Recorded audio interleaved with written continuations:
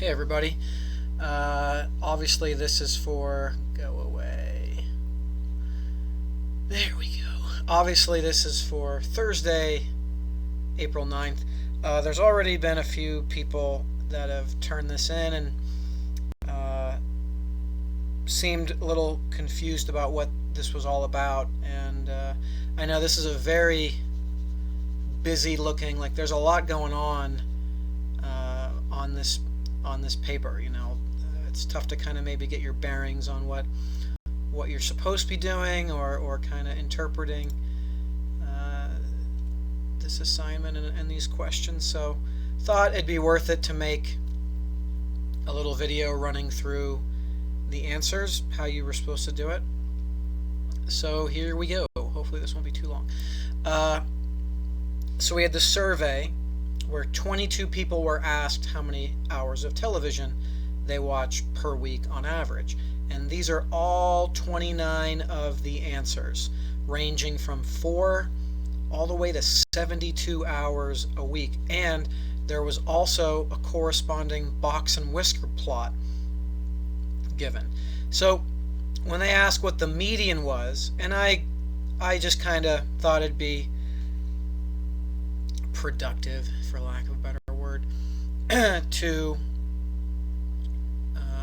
just kind of give you these first three answers, which you can tell that the median is 16 by either looking here on the box and whisker plot or just kind of finding the middle number yourself up here in the 29 numbers. Remember, this box and whisker plot was constructed based on these 29 numbers.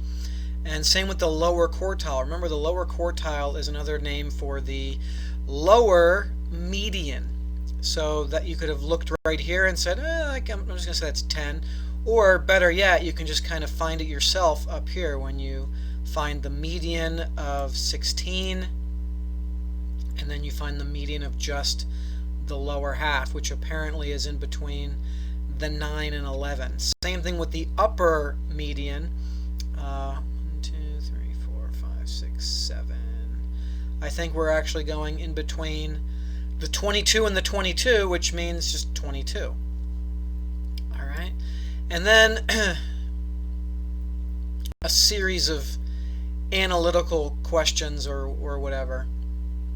How many data values are less than 16? So how many of these numbers are less than 16? Well, this one, this one, this one, this one, all of those. And if you count them, you get 14. So 14 data values are less than 16. From 4 to 15 right here, okay? What percentage does that represent out of 29, right? So if you do 14 divided by 29 and then take that decimal and make it into a percent, remember, like that's how you find a percent one number is out of the other. You do the division, and then you got to take that decimal you probably get and change it to a percent by moving the decimal point. So when you do 14 divided by 29, and you get 0.483 blah blah blah, and so that's 48.3%. Right? And if you weren't given all the actual value, like let's say you didn't know any of this, you didn't know the actual results of the survey, you didn't have the actual list, if all you had was the box and whisker plot or just some vague question in general, and if you were asked what percent of the data is going to be less than the median, remember the median is in the middle, it literally cuts the data like in half, or at least as best you can guess. So what best estimate percentage would you say? You'd have to say 50%. But since we actually know these numbers, we were able to figure out that it was like 48.3%. But if you don't have the actual info, you would just have to say 50%, because that's half. And sometimes it is exactly 50%, like I'm not saying it's can't. I mean, it totally can be. Like, we could have answered 4B as exactly 50%. Sometimes it is exactly 50%. And then we kind of do this rinse and repeat. But this time, instead of doing the median, we do the lower quartile, which is, again, another name for the lower median, and the upper quartile, which is the same as the upper median. So, how many data values are less than 10? Again, you should go up here and say, well, all of those are less than 10. 1, 2, 3, 4, 5, 6, 7. 7 are less than 10. And what percentage is that? So again, you do 7 divided by 29. And then you move the decimal point and you get 24.1%. And then, but what if, again, we're kind of rinsing and repeat here. What if it was just a question in general, or if all you had was the box and whisker plot?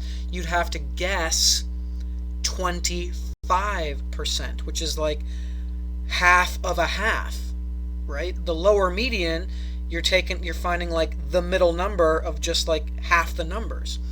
You know what I mean? So it's like half of a half, and so that's like 1/4, which as a percent is 25%. And sometimes it is exactly 25% is less than the lower median. Here for us it was like 24.1%, but so this would be 25%. Oh, sorry, right here. Well, maybe, but I was here.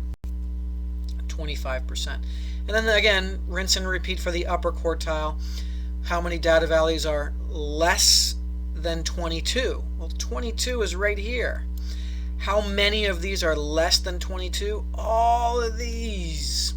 1 and a 2 and a 3 and a 4 and a 5, 6, 7, 8, 9 or 10, 11, 12, 13, 14, 15, 16, 17, 18, 19, 20, 21.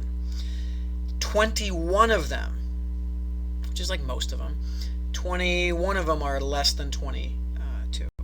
And so when you put that over 29 and divide by 29 and change it to a percent, you get 72.4%. Again, 72.4%. And if you just had to guess in general, or all you had was the graph to look at, you didn't even know the actual numbers, you would have as a best guess 75%, which is like 3/4 of the whole of all the data. Because again, the upper quartile is like half of a half. So it kind of, it's almost like 1/4 of the data, another quarter, another fourth, another fourth, and then another fourth. So it's like 25%, 25%, 25%, 25%-ish, or exactly. And so this would be 75%. And then number 7, why is this whisker on the right side so long, or at least it looks very long? It's because the highest number is 72. The highest number dictates how far this whisker goes out before it stops. But here's, it's not such that 72 is such a big number.